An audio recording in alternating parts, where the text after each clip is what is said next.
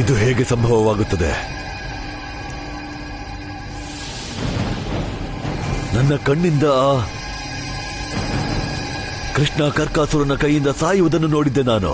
ಆತ ಪುನರ್ಜೀವಿತ ಹೇಗೆ ಆಗುತ್ತಾನೆ? ಆತ ಈ ಜಗತ್ತನ್ನೇ ಪಾಲಿಸುವವನು. ಸೃಷ್ಟಿಯ ಕಣಕಣ ಆತನ ಆದೇಶದಿಂದ ಸಂಚಾಲಿತವಾಗುತ್ತದೆ. ಪೂರ್ತಿ ಜಗತ್ತಿನ ಪಾಲನಕರ್ತನೂ ಆತ. ಎಲ್ಲರಿಗೂ ಜೀವನ ಕೊಡುವವ ಆತ. ಸ್ವತಃ ಜೀವಂತನಾಗಲಾರನೇ ಕಂಸ. ಜೀವಿತ ಹೊರಟಿದ್ದಾನೆ, ಜೀವಿಸಿಯೇ ಬಿಟ್ಟಿಲ್ಲ. ನಾನು ನೋಡುವೆ. ಅಧರ್ಮವು ಇದ್ದಾಗ ಧರ್ಮದ ಸ್ಥಾನ ಹೇಗೆ ಸ್ಥಾಪಿತವಾಗುತ್ತದೆ. ಭಗವಂತ ಕಂಸನೇ ಇದ್ದಾಗ ಹೇಗೆ ಜೀವಿಸಲಿದ್ದಾನೆ ಆ ಪರಮಾವತಾರಿ ಶ್ರೀಕೃಷ್ಣ. ಕರ್ಕಾಸುರ, ಕರ್ಕಾಸುರ, ಹೊರಗೆ ಬಾ.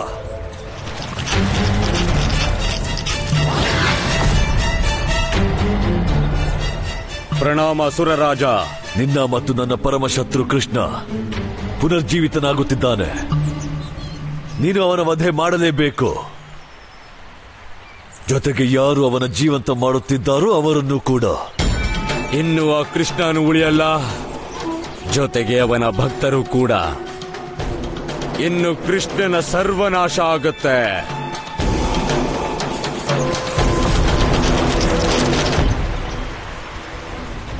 ಬಾಲಕಿ, ನಿನಗೆ ಇಷ್ಟೊಂದು ಧೈರ್ಯನ? ನೀನು ಕರ್ಕಾಸುರನ ಪರಮಶತ್ರು ವಿಷ್ಣುವಿನ ಜೀವಂತ ಮಾಡುವ ಪ್ರಯತ್ನ ಮಾಡ್ತೀಯಾ? ಕರ್ಕಾಸುರ, ನೀನೇನ ಅವನು? ನೀನು ನನ್ನ ಕೃಷ್ಣನ ಈ ಸ್ಥಿತಿಗೆ ತಂದವನು? ಈಗ ನಿನ್ನ ಸರದಿ ಬಾಲಕಿ. ಯಾಕಂದ್ರೆ ಯಾರೇ ಕೃಷ್ಣನ ಜೀವಂತ ಮಾಡೋ ಪ್ರಯತ್ನ ಮಾಡಿದ್ರು ಅವರೆಲ್ಲ ಸಾಯ್ತಾರೆ.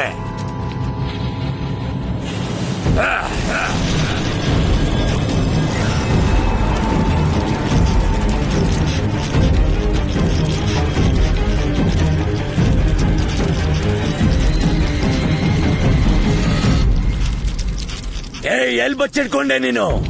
ಹೊರಗ್ ಬಾ, ನನ್ನ ಎದುರಿಗೆ ಬಾ. ಹೇ ಮಹಾಲಕ್ಷ್ಮಿ, ನನ್ನನ್ನು ರಕ್ಷಿಸು.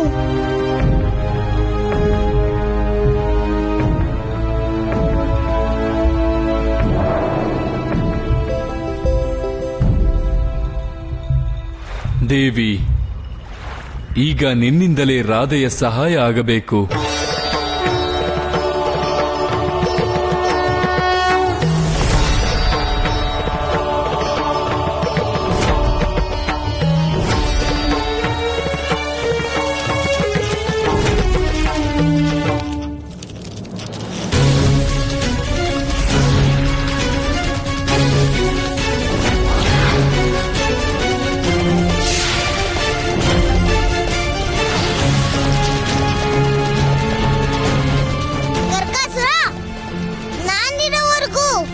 ಕೃಷ್ಣಂಗೆ ಏನು ಮಾಡಕ್ಕಾಗಲ್ಲ. ನಿನ್ನಂತ ಪಾಪಿಗಳನ್ನ ನಾಶ ಮಾಡೋಕೆ ನನ್ ಜನ್ಮ ಆಗಿರೋದು.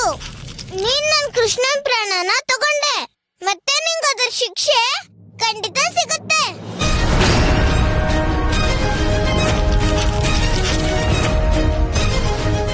ಕೃಷ್ಣನ ಶಕ್ತಿ. ಈ ಕರ್ಕಾಸುರ ಯಾರೋ ಒಬ್ಬ ಅಸುರನಲ್ಲ. ಜಗತ್ತಿನ ಸಂಪೂರ್ಣ ನಕಾರಾತ್ಮಕ ಶಕ್ತಿಯು ವಾಸವಾಗಿದೆ ನನ್ನಲ್ಲಿ. ಮತ್ತದನ್ನ ಎದುರಿಸೋಕೆ ಜಗತ್ನಲ್ಲಿ ಯಾರಿಗೂ ಕೂಡ ಆಗೋದಿಲ್ಲ.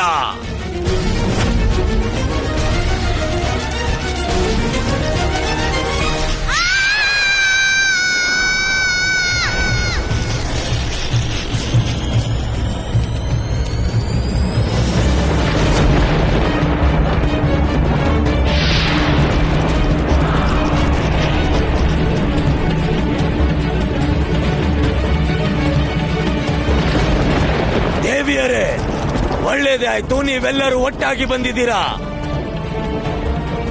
ಇವತ್ತು ನಿಮ್ಮಲ್ಲಿ ಯಾರು ಕೂಡ ಜೀವಂತ ಉಳಿಯೋದಿಲ್ಲ. ಇವತ್ತು ನಿಮ್ಮೆಲ್ಲರ ಅಂತ್ಯ ಮಾಡಿ ನಾನು ಈ ಜಗತ್ತಿನ ಸಂಪೂರ್ಣ ದಿವ್ಯ ಶಕ್ತಿಗಳ ಅಂತ್ಯ ಮಾಡಿಬಿಡ್ತೇನೆ. ಕರ್ಕಾಸುರ, ಜಗತ್ತಲ್ಲಿ ಯಾವಾಗೆಲ್ಲ ನಿನ್ನಂತ ನಕಾರಾತ್ಮಕ ಶಕ್ತಿ ಜನಿಸಿರ್ತಾವೋ ಅವಾಗೆಲ್ಲ ನಾವೇನೇ ಅವರ ಸಂಹಾರ ಮಾಡಿದ್ದು. ಮತ್ತಿವತ್ತು ನಾವೇ ನಿನ್ನ ಈ ಶಕ್ತಿಯಿಂದ ಈ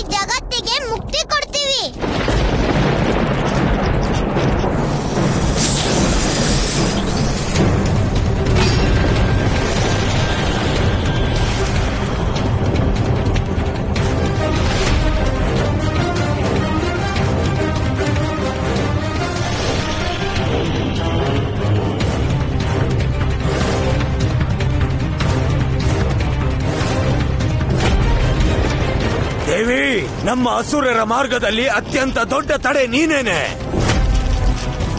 ಇಂದು ನಿನ್ನ ಅಂತ್ಯ ಮಾಡಿ ನಾನು ಅಸುರರ ಅತ್ಯಂತ ದೊಡ್ಡ ಬಾಧೆನ ಸಮಾಪ್ತಿ ಮಾಡ್ತೇನೆ.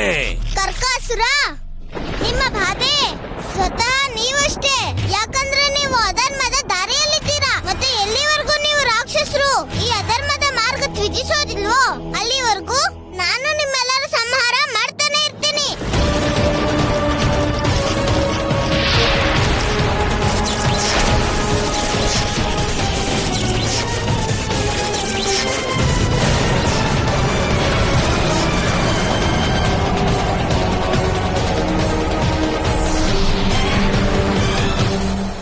ನಾನು ನಿಮ್ಮಂತ ಅದೆಷ್ಟೋ ರಾಕ್ಷಸರನ್ನ ಅಂತ್ಯ ಮಾಡಿದ್ದೆ. ಮತ್ತೀಗ ನಿನ್ ಬಾರಿನು.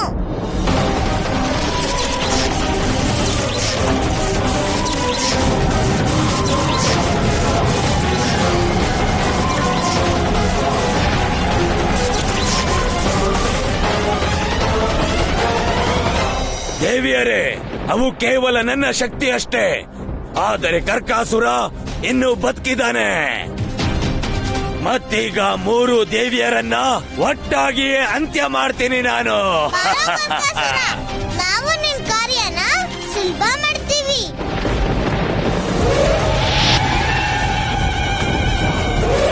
ಬಾರೋ, ಬಂದು ನಮ್ಮ ಅಂತ್ಯ ಮಾಡು ಕರ್ಕಾಸುರ.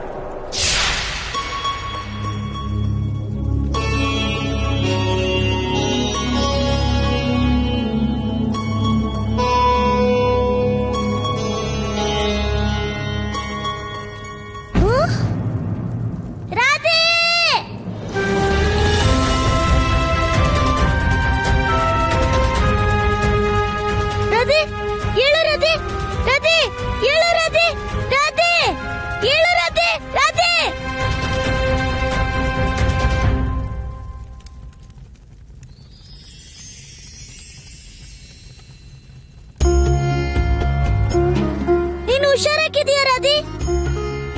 ಕೃಷ್ಣ,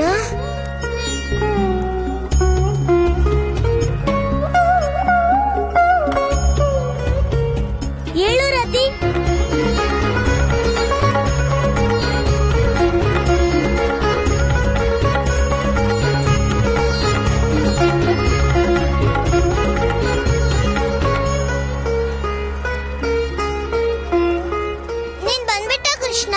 ರಾಧೆ, ಅದ್ಯಾವತ್ತೂ ಸಾಧ್ಯ ಇಲ್ಲ. ರಾಧೆ ಕರೆದೆ ಆಗ ಅವಳು ಗೊಲ್ಲ ಬರ್ದೇ ಇರೋದು.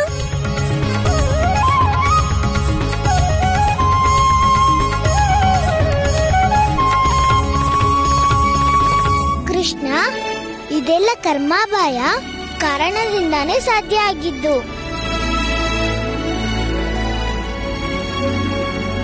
ಅವರೇನೆ ನನ್ಗೆ ನೀನ್ ಬದುಕೋ ವಿಶ್ವಾಸ ಮೂಡಿಸಿದ್ದು. ಕರ್ಮಾಬಾಯ್,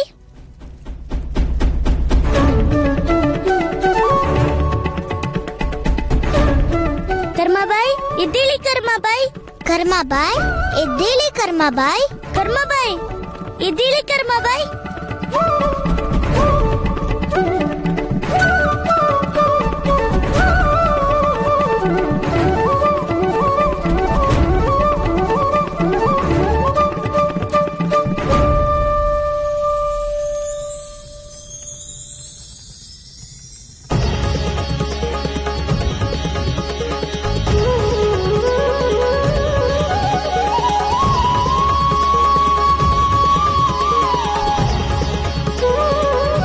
ಪ್ರಭು, ನೀವು ಬಂದ್ಬಿಟ್ರ ಪ್ರಭು. ನನಗೆ ಪೂರ್ಣ ವಿಶ್ವಾಸ ಇತ್ತು ನೀವು ಬರ್ತೀರಿ ಅಂತ. ನೀವು ಮತ್ತೊಂದು ಬಾರಿ ಪುನಃ ನಿಮ್ಮ ಭಕ್ತಿಯ ಮಾನ ಉಳಿಸಿದ್ರಿ. ನೀವು ಧನ್ಯರು ಪ್ರಭು, ನೀವು ಧನ್ಯರು. ಧನ್ಯರು ನೀವು ಕರ್ಮಾಬಾಯ್. ಇವತ್ ನೀವು ತೋರಿಸಿಕೊಟ್ಬಿಟ್ರಿ ಒಬ್ಬ ನಿಜ ಭಕ್ತನಿಂದಲೇ ಭಗವಂತನ ಅಸ್ತಿತ್ವ ಅಂತ. ನಡೀರಿ ಕರ್ಮಾಬಾಯಿ, ನಡೀರಾದಿ.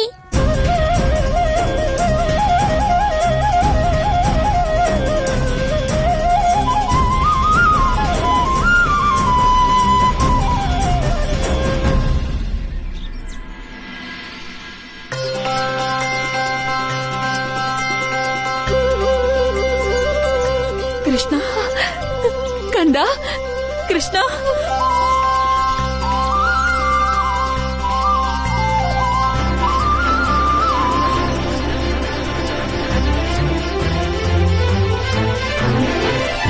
ಕೃಷ್ಣ ಅಪ್ಪ,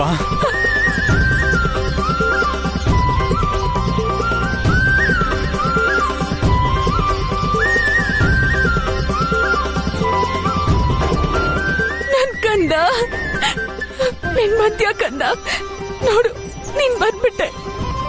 ನಾನು ಹೇಳಿದ್ನಲ್ಲ ನನ್ ಕಂದಂಗೆ ಏನೂ ಆಗಲ್ಲ ಅಂತ. ಆದ್ರೆ ಇವರೆಲ್ಲ ನನ್ ಮಾತೇ ನಂಬ್ತಿರ್ಲಿಲ್ಲ. ಇನ್ಮೇಲೆ ಅಮ್ಮ ನೀನ್ ಬಿಟ್ಟು ಹೋದ್ರೆ ನನ್ ಸತ್ತು ಮುಖ ನೋಡ್ಬೇಕಾಗತ್ತೆ. ಇನ್ಮೇಲೆ ನನ್ ಬಿಟ್ಟು ಎಲ್ಲೂ ಹೋಗ್ಬೇಡ, ಯಾವತ್ತೂ ಹೋಗ್ಬೇಡ. ಮಗು, ನಿಮ್ಮಪ್ಪ ಅಮ್ಮನ ಯಾವತ್ತೂ ಬಿಟ್ಟು ಹೋಗ್ಬೇಡಪ್ಪ. ಯಾವತ್ತೂ ನಮ್ಮನ್ನ ಬಿಟ್ಟು ಹೋಗ್ಬೇಡ. ಅಪ್ಪ ಅಮ್ಮ, ಈಗ ನನ್ಗೆ ಪೂರ್ತಿ ವಿಶ್ವಾಸ ಬಂದಿದೆ. ನನ್ನ ಸಂಬಂಧ ನಿಮ್ಮ ಜೊತೆಗೆ ಕೇವಲ ಈ ಜನ್ಮದಲ್ಲ, ಬರ್ಲಿಕ್ಕೆ ಪೂರ್ತಿ ಜನ್ಮ ಜನ್ಮಾಂತರದೇನಿ. ಒಮ್ಮೆ ನಾನು ಎಲ್ಲೋ ಹೋದ್ರೂ ಕೂಡ ಈ ನಿಮ್ಮ ಪ್ರೀತಿ ನನ್ನನ್ನ ಪುನಃ ನಿಮ್ಮ ಹತ್ರ ಹೇಳ್ಕೊಂಡ್ ಬರ್ತಿ.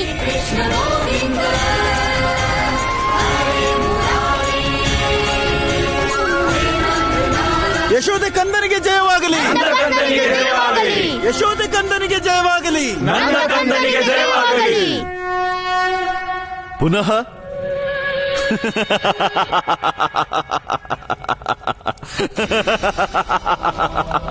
ಭಗವಂತ ಭಗವಂತ ಪುನಃ ಬದುಕಿದ, ಪುನರ್ಜೀವಿತನೂ ಆದ. ಪ್ರತಿ ಬಾರಿಯೂ ಈಗ ನೋಡುವೆ ಹೇಗೆ ಉಳಿಯುವನು. ಒಂದು ವೇಳೆ ನೀನು ಮೋಸ ಮಾಡದಿದ್ದರೆ ಚಕ್ರಧಾರಿ, ನೀನು ಜನಿಸುತ್ತಲೇ ನನ್ನ ಕಾರಾಗೃಹದಿಂದ ಪರಮಾವತಾರಿ ಶ್ರೀಕೃಷ್ಣ ನನ್ನ ಅಳಿಯನನ್ನು ಅತ್ತಿತ್ತ ಆಡಿಸುತ್ತ ಮೇಲೆತ್ತಿ ಮೇಲೆತ್ತಿಯೇ. ಇನ್ನೂ ಸಮಯವಿದೆ ಕಂಸ, ಅಧರ್ಮದ ಮಾರ್ಗವನ್ನು ಬಿಟ್ಟು ಬಿಡು.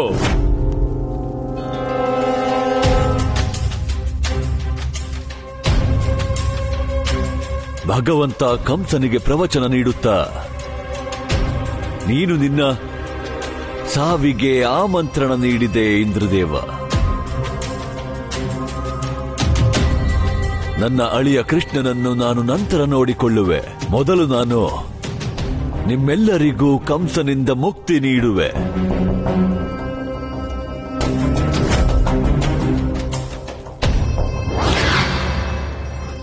ಕಂಸ, ನಿನ್ನ ಕಣ್ಣು ತೆರೆ. ಧರ್ಮದ ಸೂರ್ಯ ವೃಂದಾವನದಲ್ಲಿ ಉದಯಿಸಿ ಆಗಿದೆ. ನಮ್ಮ ಕೃಷ್ಣ, ನಮ್ಮ ನಾರಾಯಣ ನಮ್ಮನ್ನು ರಕ್ಷಿಸಲು ಖಂಡಿತ ಬರುವನು. ಇನ್ನು ನೀನು ನಮಗೆ ಯಾವುದೇ ಅಹಿತ ಮಾಡಲಾಗದು.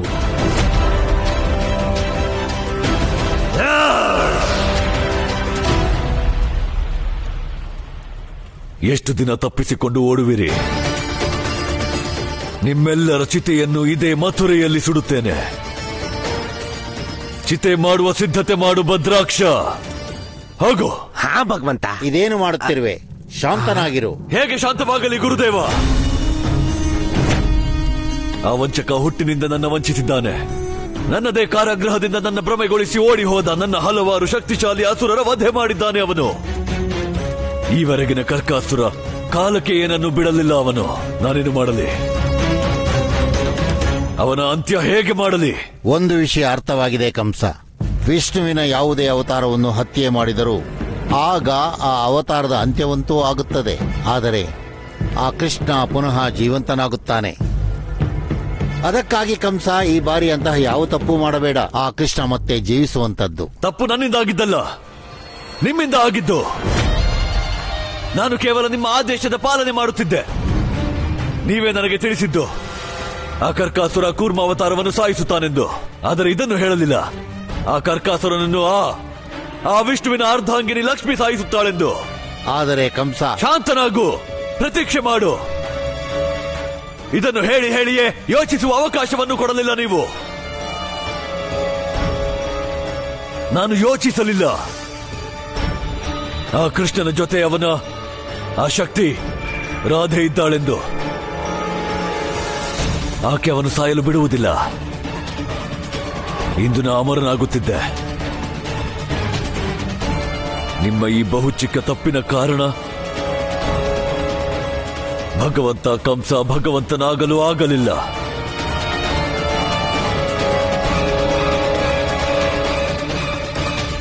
ಇನ್ನು ನೀವಿಲ್ಲಿ ಇರುವುದು ಉಚಿತವಾದ್ದಲ್ಲ ಗುರುದೇವ. ಪ್ರಸ್ಥಾನ ಮಾಡಿರಿ. ಜಯವಾಗಲಿ ಜಯವಾಗಲಿ ಜಯವಾಗಲಿ ಜಯವಾಗಲಿ ಜಯವಾಗಲಿ ಜಯವಾಗಲಿ ಜಯವಾಗಲಿ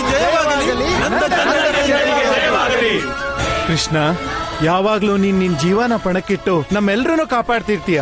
ಹಾ ಕೃಷ್ಣ, ಆದ್ರೆ ಯಾವಾಗ ನೀನ್ ನಮ್ಮನ್ನ ದೂರ ಮಾಡಿ ಹೊರಟೋಗಿದ್ಯೋ ನಮಗನ್ನಿಸ್ತಾ ಇತ್ತು ಇನ್ನು ನಮ್ಮೆಲ್ಲರ ರಕ್ಷಕನೇ ನಮ್ಮನ್ನು ಬಿಟ್ಟು ಹೊರಟೋದ ಅಂತ. ಚಿಂತೆ ಮಾಡೋದ್ ಬೇಡ ಅಣ್ಣ, ಇಷ್ಟು ಬೇಗ ಬಿಟ್ಟು ಹೋಗೋನಲ್ಲ ನಾನು. ಇನ್ನು ಬಹಳ ರಾಶಿ ಮಡಿಕೆನ ಹೊಡೆಯೋದು ಉಳ್ತಿದೆ. ಈಗ ಯಾರ್ಯಾರ ಮನೆನ ಮರ್ತಿದ್ದೀನೋ ಅವರೆಲ್ಲ ಮನೆಯಿಂದ ಬೆಣ್ಣೆ ಕದಿತೀನಿ ನಾನು.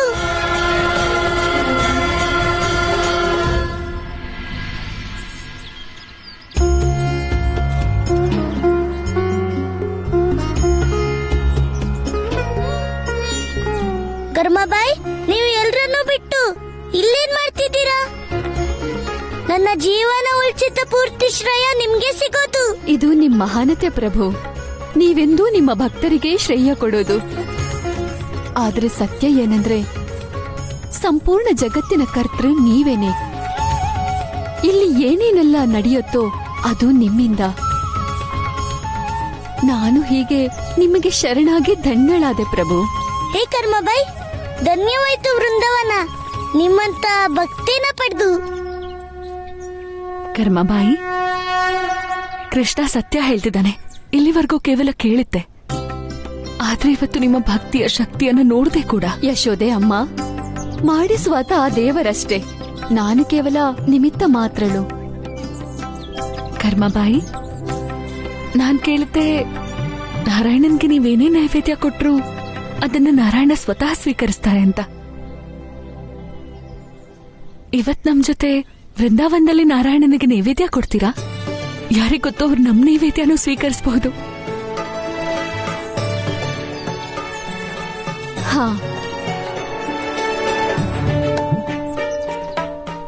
ಒಂದು ಕ್ಷಣವೋ ಅರ್ಧ ಕ್ಷಣವೋ, ಅರ್ಧದಲ್ಲಿ ಅರ್ಧವೋ ನಿಮ್ಮ ಸಾಂಗತ್ಯದಿಂದ ಪ್ರಭು ದೂರವಾಯಿತು ನಮ್ಮೆಲ್ಲ ಪಾಪವು. ಯೋಚಿಸುವುದೇಕೆ? ಪ್ರಸ್ಥಾನ ಮಾಡಿರಿ. ನೀನು ನನಗೆ ಅಪಮಾನ ಮಾಡುತ್ತಿರುವೆ. ಅಪಮಾನವಲ್ಲ, ಸನ್ಮಾನ ಮಾಡುತ್ತಿರುವೆ. ನಿಮ್ಮನ್ನೀಗ ಇಲ್ಲಿಂದ ಸುಕುಶಲ ಜೀವಂತ ಕಳಿಸುತ್ತಿದ್ದೇನೆ.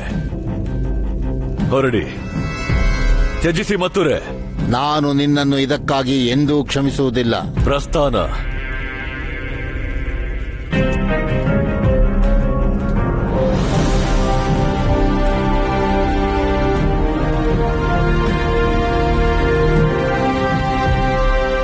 ಚಕ್ರಧಾರಿ, ಚಕ್ರಧಾರಿ, ಭಗವಂತ ಕಂಸ ಎಂದೂ ಸೋಲುವುದಿಲ್ಲ. ಜಗತ್ತಿನ ಯಾವುದೇ ಶಕ್ತಿ ನನ್ನ ವಿಜಯಿಯಾಗದಂತೆ ತಡೆಯಲಾರದು. ನೀನಂತೂ ಸಾಧ್ಯವೇ ಇಲ್ಲ, ಸಾಧ್ಯವೇ ಇಲ್ಲ. ಮಲಗಿದ್ದಾಯಿತು ಕ್ಷೀರಸಾಗರದಲ್ಲಿ. ಇನ್ನು ನನ್ನ ಆಕ್ರಮಣದಿಂದ ತಪ್ಪಿಸಿಕೊಳ್ಳಲು ಸಿದ್ಧನಾಗಿರೋ.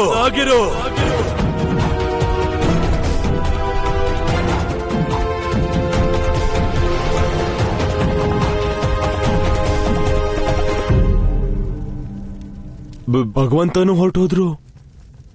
ಗುರು ಶುಕ್ರಾಚಾರ್ಯರನ್ನು ಶುಕ್ರಗ್ರಹ ಕಳಿಸಿದ್ದಾರೆ. ಖಂಡಿತ ಭಗವಂತನ ಮನ್ಸಲ್ಲಿ ಏನೋ ಓಡ್ತಾ ಇರತ್ತೆ.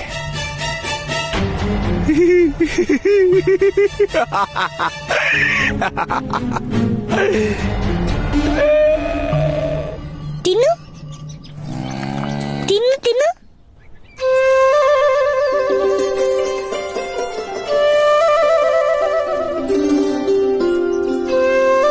ಪ್ರಭು ಪ್ರಭು ಅಣ್ಣ, ನಿನ್ಗೆ ಇದೇನಾಗಿದೆ? ಪ್ರಭು, ನನ್ನ ಕ್ಷಮಿಸ್ಬೇಕು ನೀವು. ನನ್ನಿಂದ ದೊಡ್ಡ ತಪ್ಪಾಗಿದೆ ಪ್ರಭು. ತಪ್ಪು? ನಿನ್ನಿಂದ ಯಾವ ತಪ್ಪಾಗಿದೆ ಅಣ್ಣ? ಪ್ರಭು, ನಾನ್ ನಿಮ್ ಜೊತೆ ಎಷ್ಟು ಕೆಟ್ಟಾಗಿ ನಡ್ಕೊಂಡೆ. ನಿಮ್ಗೆ ದೊಡ್ಡಣ್ಣ ಆಗಿ ನಿಮ್ಗೆ ನಾನು ಏನ್ ಹೇಳ್ತಿದ್ನೋ ಗೊತ್ತಿಲ್ಲ. ಚಿಕ್ಕಮ್ಮ ನಿಮ್ಗೆ ಬೈಯೋ ಹಾಗ್ ಮಾಡ್ದೆ.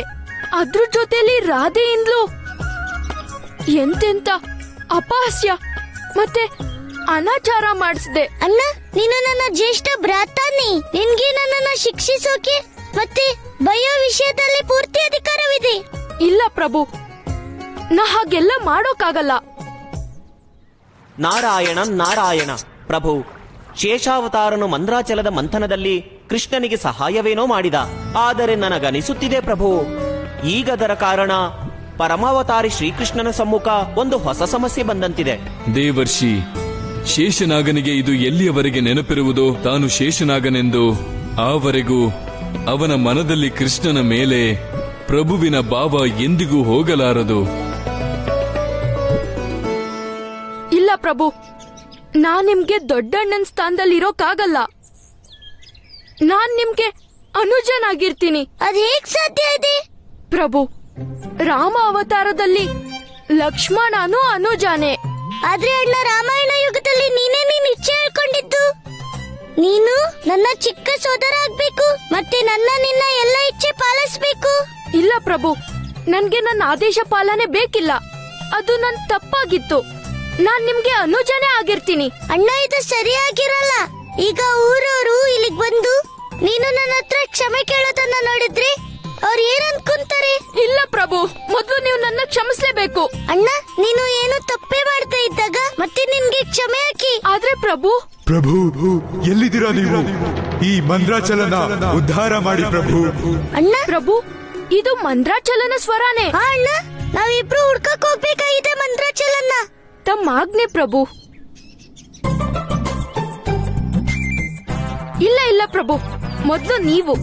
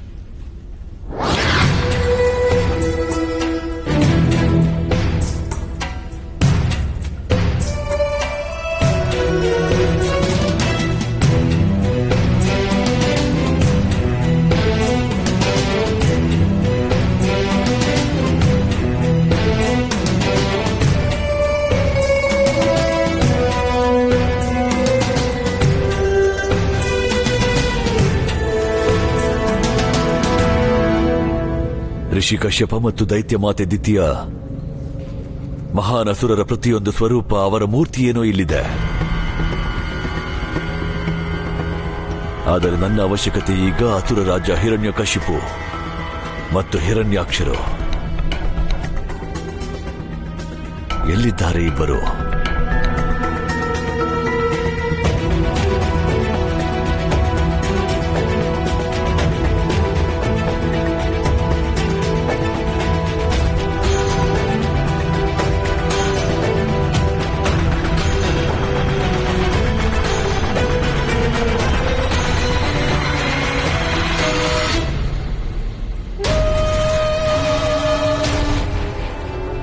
ವಿರಾಟ ಮತ್ತು ವಿಕರಾಳ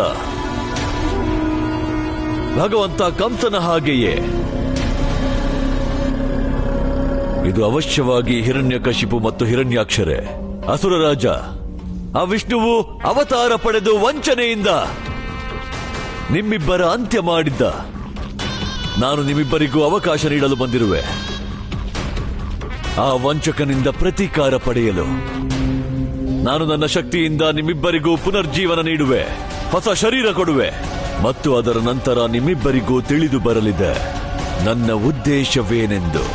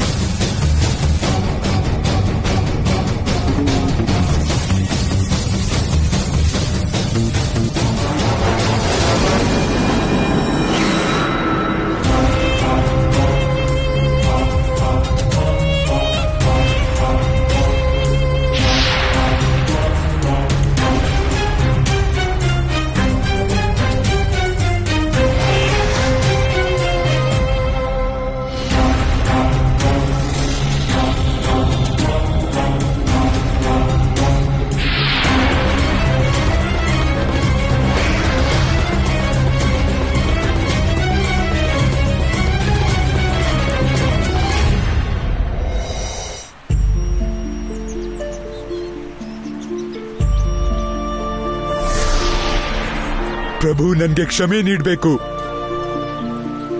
ಹೇ ಶೇಷನಾಗ, ನನ್ಗೆ ಕ್ಷಮೆ ನೀಡಬೇಕು. ನನ್ನಿಂದ ಬಹಳ ದೊಡ್ಡ ತಪ್ಪಾಗಿದೆ.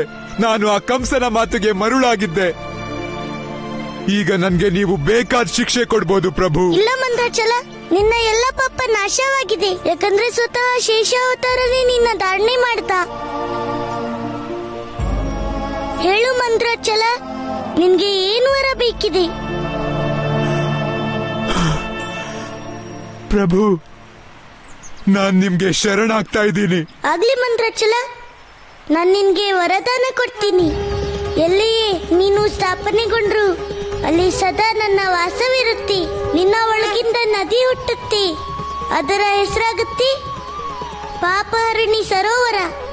ಅದರದ್ದೇ ದಡದಲ್ಲಿ ನನ್ನ ಭಕ್ತರು ನನ್ನ ಪೂಜೆ ಮಾಡ್ತಾರೆ. ಮತ್ತೆ ಪ್ರತಿಯೊಂದು ಮಕರ ಸಂಕ್ರಾಂತಿಗೆ ಅವರೆಲ್ಲ ನಿನ್ಗೂ ಪೂಜೆ ಮಾಡ್ತಾರೆ. ನೀವು ಧನ್ಯರು ಪ್ರಭು, ನೀವೇ ಧನ್ಯರು.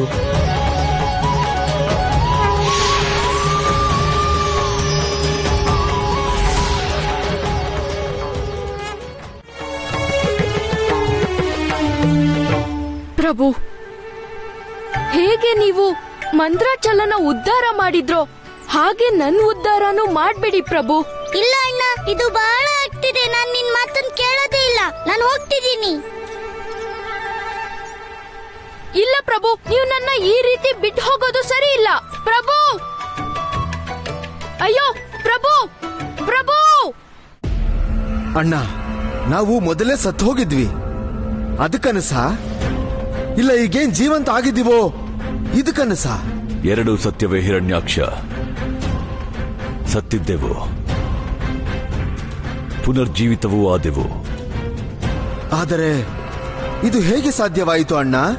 ನಮಗೆ ವಿಷ್ಣುವಿನಂತ ಶತ್ರು ಮತ್ತು ಈ ಕಂಸನಂತ ಶಕ್ತಿಶಾಲಿ ಮಿತ್ರನಿದ್ದಾನೆ.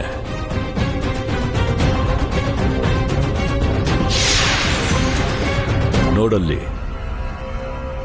ಅಸುರ ರಾಜ ಕಂಸ ತನ್ನ ಅಸುರಿ ಶಕ್ತಿಯಿಂದ ಅವನೇ ನಮ್ಮನ್ನು ಜೀವಂತಗೊಳಿಸಿದ್ದು. ಕಾರಣ ಏನು?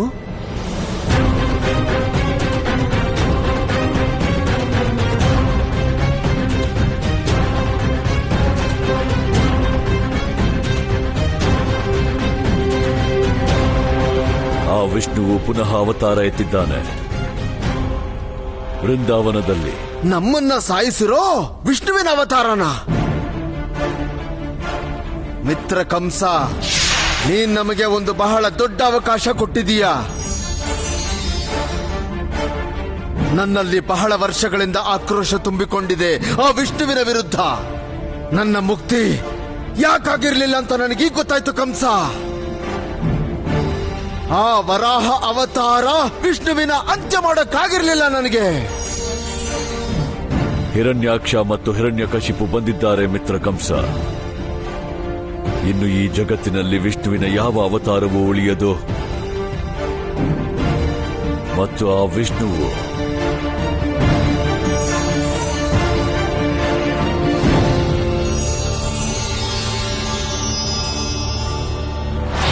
ಅಣ್ಣ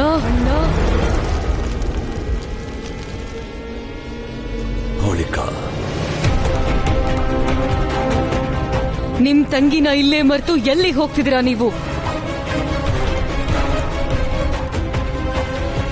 ಆ ವಿಷ್ಣುವಿನ ಅಂತ್ಯ ಮಾಡೋಕೆ ನಾನು ನಿಮ್ಮಿಬ್ಬರಿಗೆ ಸಹಾಯ ಮಾಡ್ಬೇಕು ಅಂತಿದ್ದೀನಿ ಅಣ್ಣ. ನನ್ನನ್ನು ನಿಮ್ ಜೊತೆ ಕರ್ಕೊಂಡು ಹೋಗಿ. ವಿಷ್ಣು ನಿನಗೂ ಬಹಳ ದೊಡ್ಡ ಮೋಸ ಮಾಡಿದ್ದ ಸೋದರಿ. ಅದಕ್ಕಾಗಿ ಅವನ ಪ್ರತೀಕಾರ ಪಡೆಯೋದಕ್ಕೆ ಮೊದಲ ಅಧಿಕಾರ ನಿನಗೆ ಸಿಗಬೇಕು.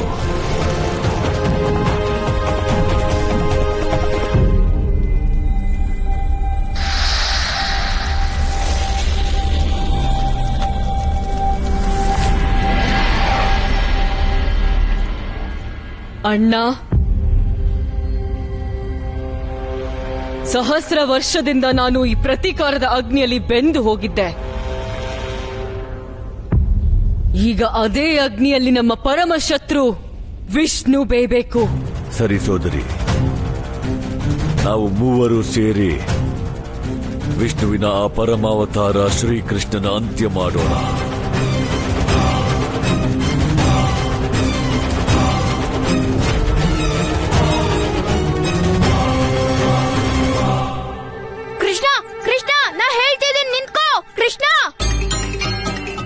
ಕೃಷ್ಣ ನಿಂತ್ಕೋ, ಇಲ್ದಿದ್ರೆ ಕೃಷ್ಣ ನಿಂತ್ಕೋ, ನಿಂತ್ಕೋ ಕೃಷ್ಣ. ನೀನು ಬಲರಾಮನಿಂದ ಓಡೋದಕ್ಕಾಗಲ್ಲ.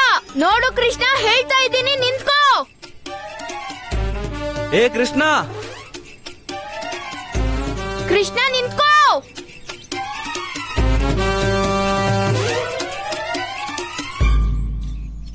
ಗಿರಿಧರ, ನೋಡ್ತಾ ಇದೆಯಾ ಇಂಥ ಅದ್ಭುತ ದೃಶ್ಯನ? ಪ್ರತಿದಿನ ಬಲರಾಮ ಕೃಷ್ಣನ ಹಿಂದೆ ಗದೆ ತಗೊಂಡು ಓಡ್ತಾನೆ, ಆದ್ರೆ ಇವತ್ತು ಚಾಮರ ಹಿಡಿದು ಓಡ್ತಾ ಇದ್ದಾನೆ. ನಿಜಾನೇ ಹೇಳ್ತಿದೀಯಾ? ಇದನ್ನ ಬಲರಾಮನ ಹತ್ರನೇ ಕೇಳ್ಬೇಕು. ಕೇಳು ಬಲರಾಮ, ಇವತ್ತು ಗದೆ ಜಾಗದಲ್ಲಿ ಚಾಮರ ಯಾಕೆ ತಗೊಂಡಿದ್ಯಾ? ಅಯ್ಯೋ, ಏನೂ ಇಲ್ಲ ತಾಮು ಚಿಕ್ಕಪ್ಪ, ನಿಮಗ್ ತಿಳಿಯಲ್ಲ. ನಮಗದು ತಿಳಿಯಲ್ಲ. ನಡಿ. ಕೃಷ್ಣ, ಕೃಷ್ಣ, ನಾ ಹೇಳ್ತಾ ಇಲ್ವಾ, ನಿಂತ್ಕೋ. ಇದೇ ಸರಿಯಾದ ಸಮಯ ಅಣ್ಣನಿಂದ ಓಡೋಕೆ.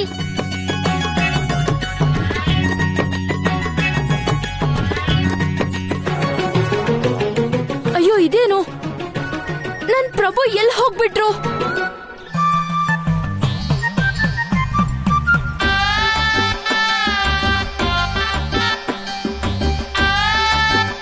ಅಂತೂ ಕೊನೆಗೆ ತಪ್ಸ್ಕೊಂಡೆ ಅಣ್ಣನಿಂದ. ಯಾವಾಗಿಂದ ಅಣ್ಣಂಗೆ ಅವನು ಶೇಷಾವತಾರ ಅಂತ ಗೊತ್ತಾಗಿದ್ಯೋ ಆಗಿಂದ ಪ್ರಭು ಪ್ರಭು ಅಂತ ಹೇಳ್ತಾ ನಾನು ಹಿಂದೆನೆ ಬಿತ್ತಿದ್ದಾನೆ. ಅವನು ನನ್ನ ಅಣ್ಣ, ಮತ್ತೆ ನಾನು ಕೃಷ್ಣ ಅಷ್ಟೇ.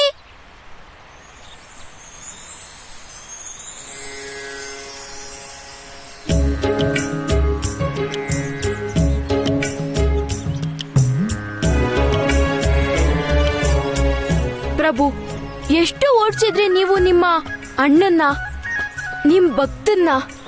ಆದ್ರೆ ಈಗ ನಾನು ನಿಮ್ನ ಎಲ್ಲಿ ಹೋಗೋದಕ್ಕೂ ಬಿಡಲ್ಲ. ನಾನ್ ನಿಮ್ ಸೇವೆ ಖಂಡಿತವಾಗ್ಲೂ ಮಾಡ್ತೀನಿ. ಬನ್ನಿ ಪ್ರಭು, ಸ್ಥಾನ ಗ್ರಹಣ ಮಾಡಿ ಪ್ರಭು.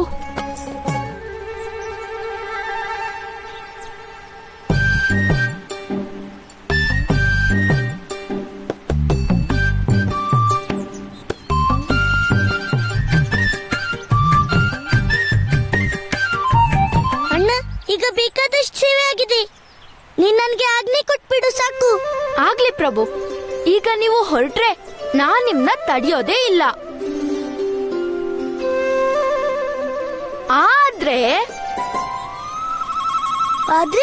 ಆದ್ರೆ ಏನು? ನಾನ್ ಈ ವಿಷಯನ ಎಲ್ರಿಗೂ ಹೇಳ್ಬಿಡ್ತೀನಿ. ನಾನೇ ಶೇಷಾವತಾರಿ, ಮತ್ತೆ ನೀವು ಬೇಡ ಬೇಡ ಅಣ್ಣ. ಇಲ್ಲ ಇಲ್ಲ ಇಲ್ಲ ಅಣ್ಣ, ನಾನು ಹಾಗೆ ಸುಮ್ನೆ ಹೇಳ್ತಿದ್ದೆ. ನೀನು ಯಾರಿಗೂ ಏನು ಹೇಳೋ ಅವಶ್ಯಕತೆ ಇಲ್ಲ. ಮತ್ತೆ ನಾನು ಎಲ್ಲಿಗೂ ಹೋಗಲ್ಲ. ನೀನು ಎಷ್ಟು ಸೇವೆ ಮಾಡ್ಬೇಕು ಮಾಡ್ಕೋಬಹುದು ನನ್ನ ಸೇವೆನ. ಆಗ್ಲಿ ಪ್ರಭು, ಕೂತ್ಕೊಳ್ಳಿ.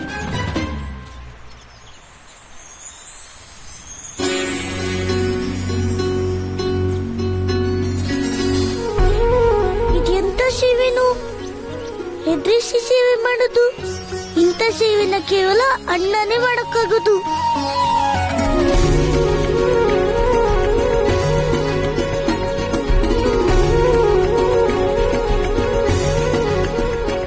ಮೊದ್ಲೇ ಒಂದ್ ಶೇಷಾವತಾರ ನನ್ ಮಾತು ಎಲ್ಲಿ ಕೇಳ್ತಾನೆ?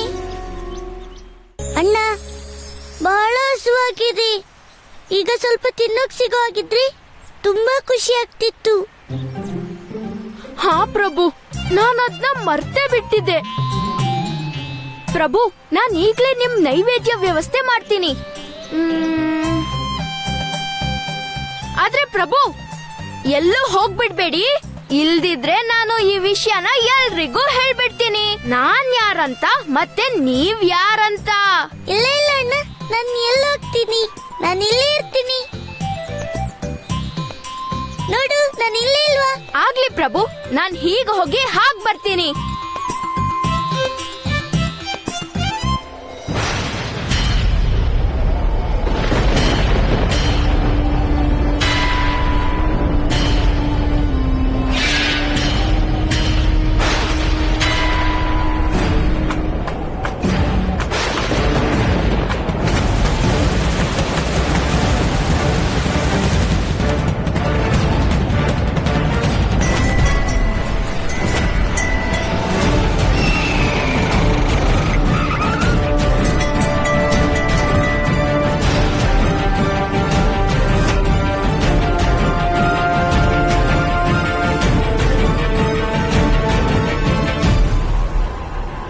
ಇದು ಭೂತಕಾಲದ ಜೀವ, ಆದರಿವ ಜೀವಂತ ಹೇಗಾದ?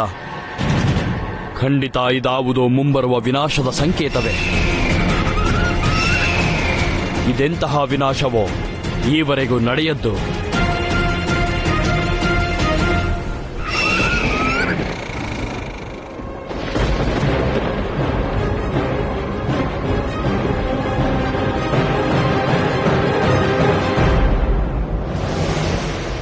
ನಾರಾಯಣ ನಾರಾಯಣ. ಪ್ರಭು, ಈ ಮಹಾ ಅಸುರರ ಅಂತ್ಯವು ಸತ್ಯಯುಗದಲ್ಲೇ ನಡೆದಿತ್ತು. ಇವರು ಪುನಃ ಜೀವಂತ ಹೇಗೆ ಆದರು ಪ್ರಭು? ದೇವರ್ಷಿ, ಈ ಜಗತ್ತಿನಲ್ಲಿ ಯಾರಿಗೆ ಇಚ್ಛೆಗಳಿವೆಯೋ ಆಸೆಗಳಿವೆಯೋ ಅವರಿಗೆ ಸತ್ತ ಮೇಲೆಯೂ ಶಾಂತಿ ದೊರೆಯದು. ನಾಶವಾದರೂ ಅವರು ಪೂರ್ಣ ಪ್ರಕಾರ ನಶಿಸಿ ಹೋಗರು.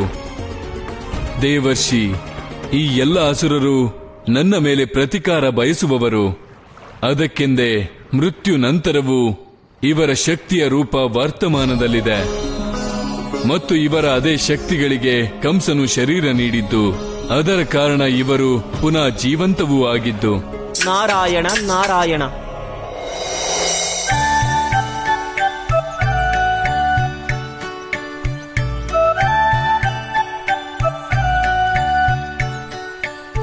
ಪ್ರಭು, ನೈವೇದ್ಯ ಸೇವಿಸಿ.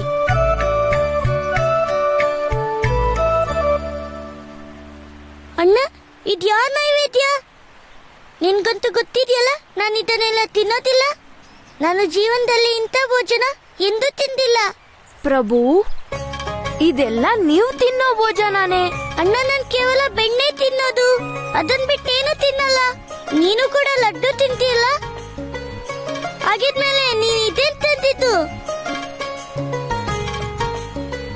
ಪ್ರಭು, ನೀವು ಲೀಲಾಧಾರಿನೇ.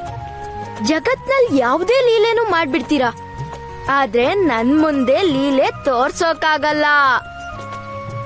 ಯಾಕಂದ್ರೆ ನನ್ಗೆ ನಿಮ್ಮ ಎಲ್ಲಾ ಗುಟ್ಟು ಗೊತ್ತಿದೆ. ಹಾಗಂದ್ರೆ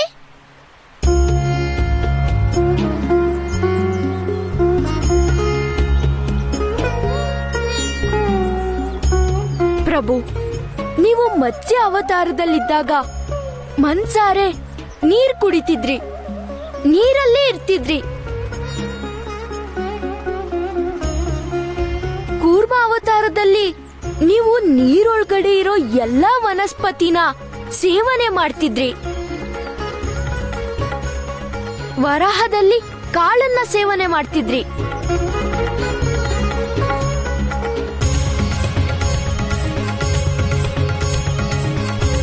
ನರಸಿಂಹದಲ್ಲಿ ಭೋಜನ,